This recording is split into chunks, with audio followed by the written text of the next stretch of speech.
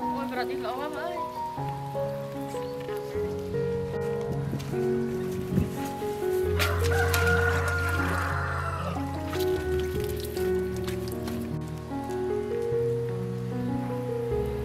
Cái đá trên kêu đây bạn. Trên kêu cái đảo á.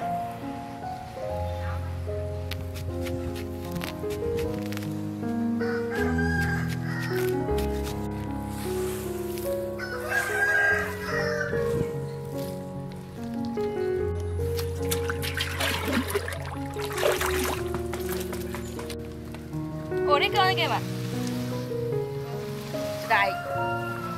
Ủa nè.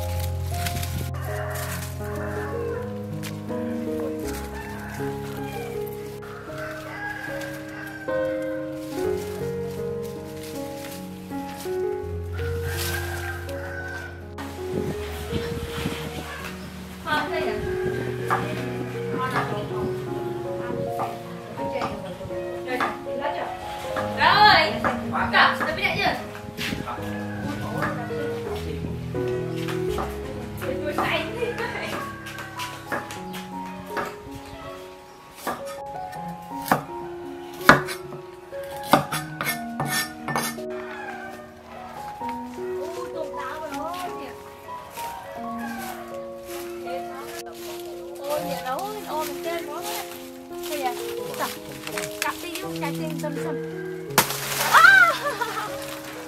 Ôi khó khăn. Wow.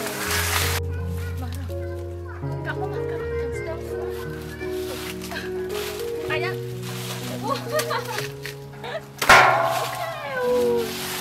Này đâu thế nhỉ? Ui anh có không ra rồi. Ồ anh trông mà đã biết ra rồi. Chị biết lâu đó rồi ạ. Cặp đi bán đây là con cặp theo phi. Bà tiên tâm tâm. Còn má rồi ơi. Ồ trông càm chết đằng phải mà đó. Nó ít không vậy? Nhà muối. Nhà muôn bạn. Còn lương quá. Ngay á.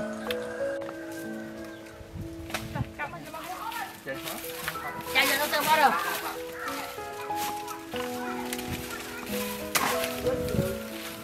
Không lo gì. Tốt nghe đâu. Cái này không à. Này không tái đâu mà tự mình tốt à.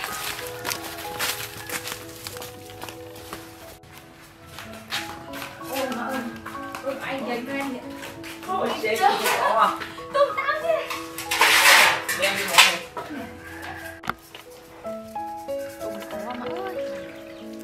Ăn nó nhỉ. Sao mọi người? Giờ anh đi ăn nó này giờ. Dạ ăn là stir này. Chốt chân bớt. Ủa chơi cũng tốt này. Chơi ố.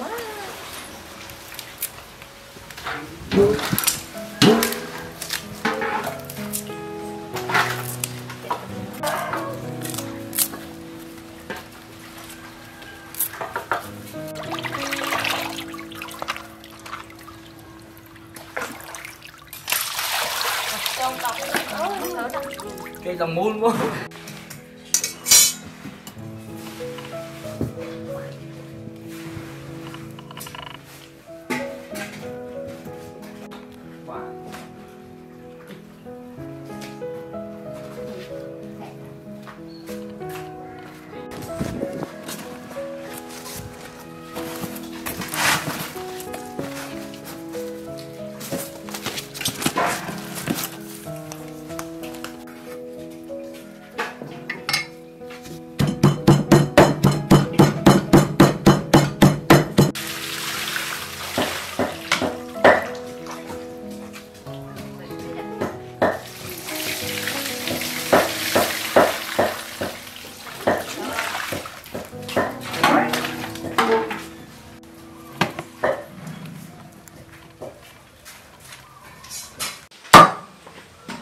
Nên méo mấy bạn đây. Con đi tết cho.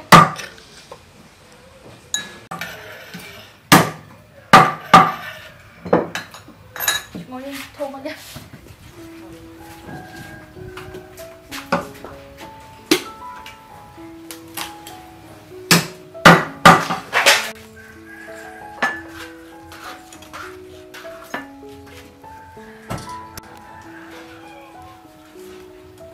Mà nó nhập bộ ăn đâu biết này.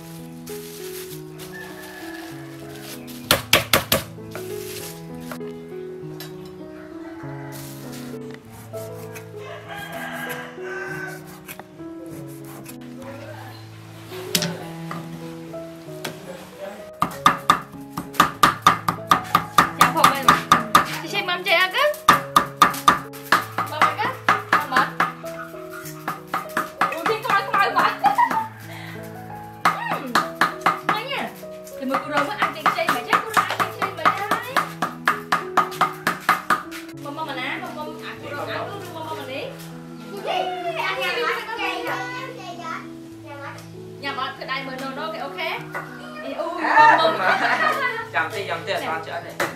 Hiền nhâm cho Hiền này. Rồi thì bây giờ mua ở đây muốn chặt nó ăn đi đấy. Chứ mới không chặt. Chặt nó ăn ra kìa. Mà cá thấy cao rồi đang ăn nè. Cô rô ăn to chị ăn không nè. Ở trên cho cô rô con đấy. Cô rô cho ôn cô rô. Ta tới lượt ý lo ai ý lo nhâm đấy. Ôi mà cái bơ tên cái bơ mà. Ôi cái này bơi kia ôi mất không? Chưa xong thì đã ngâm Xong rồi nhỉ? Đã ngâm ngâm rồi. Khô chứ nè, cho ba khô chứ nè, dướng đấy nghe. Từ 10 cua rô mà bắn mệt ấy nhầm. Từ 10 cua rô mà nhầm cam ăn chặt. Cô á. Ôi. Tại cua rô đi. Lên cái nào? Nhảy chả. Tạt cái cây mới nha. Thơm không ạ?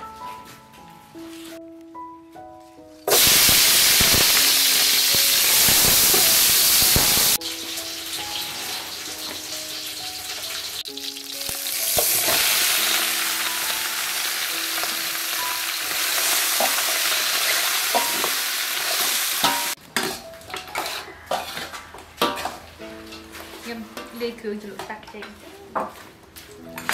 lụt trên bằng con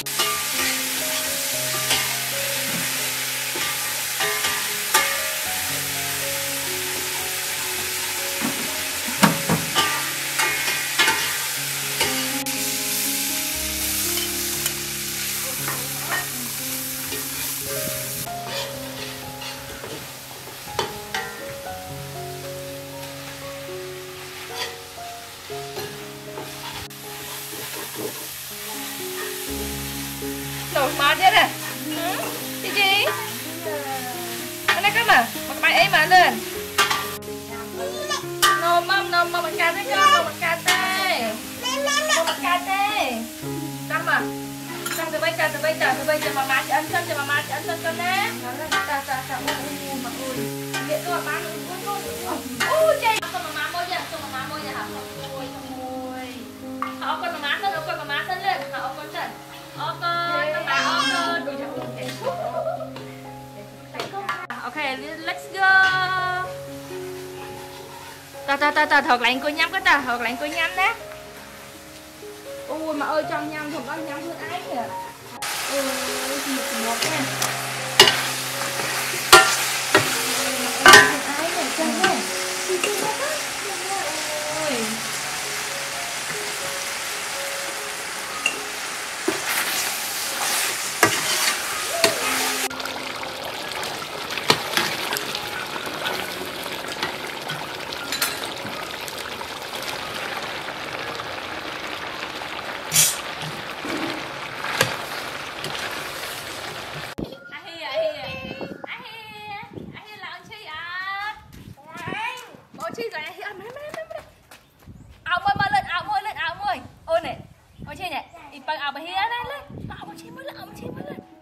Ôi tao bảo hiền chụp bình bình tới đây nè cái cầu cái bán ra lư ôi lăn chị ta lưới nhầm chạy con tròn một thái vậy thôi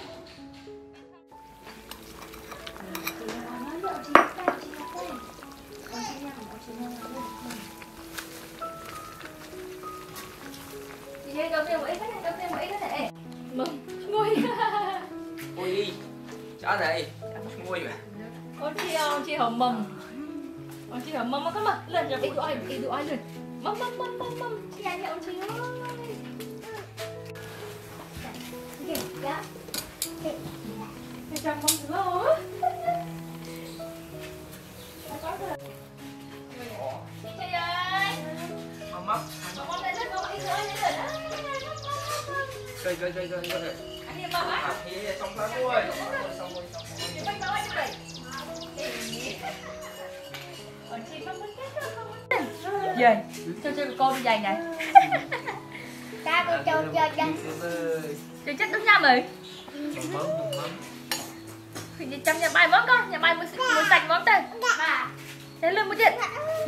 Chị bên nhà món nước, chị bên nhà món. Ai, ngái nha. Chị nghe nhá. Mầm đi rồi. Ui trời chưa ta mà ơi. Chưa nhà bài gì. Ất ỏi. Ok. Chơi như chung em rồi. Rồi, ai chưa tha chụp đấy. Giờ nhắm cho. Chị bách nữa, chơi cho nó tóc ở chỗ nhắm á. Này, hầm một cái lươn. Lấy một cái lươn. Quả hiền nhắm ăn cho hiền này. Ông chí ơi. Nó tuôn chơi cho chị ớt cân. Đã tiện mà tuột, ôi nhắm cho ăn nè. Ôi mồm kia. Ở đây chạy giờ này tôi tâm than chắc có là cho tiện. Về mong nữa hơn. Mong. Coi nè, quay đã lên xong rồi hả? Ôi, ngồi mà ơi. Anh ấy mày luôn á, rồi mày ôm ra mày. Mày ôm mày đây. Mắm. Bà ơi, ba ơi. Ok. Ăn này ta. Mắm mấy kia mà con đó. Ôi, mà ơi. Mong là hột bóng chứ gì cả. Hả?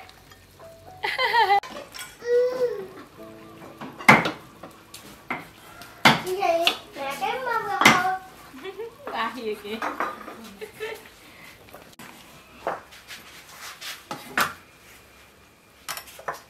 Có dây châu chừng. Còn chi mâm thì ớt á. Mèo khăm. Nổi sạch này không một cái lên. Xem cho xem còn. Ôi chi mâm đây tao mâm đây. Mắm. Ê cái tàu ấy. Ôi chi mâm ớt á.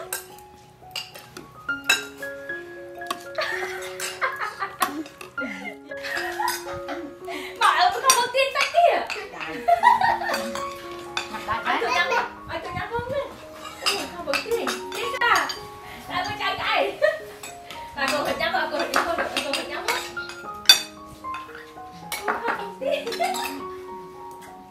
Chị ơi.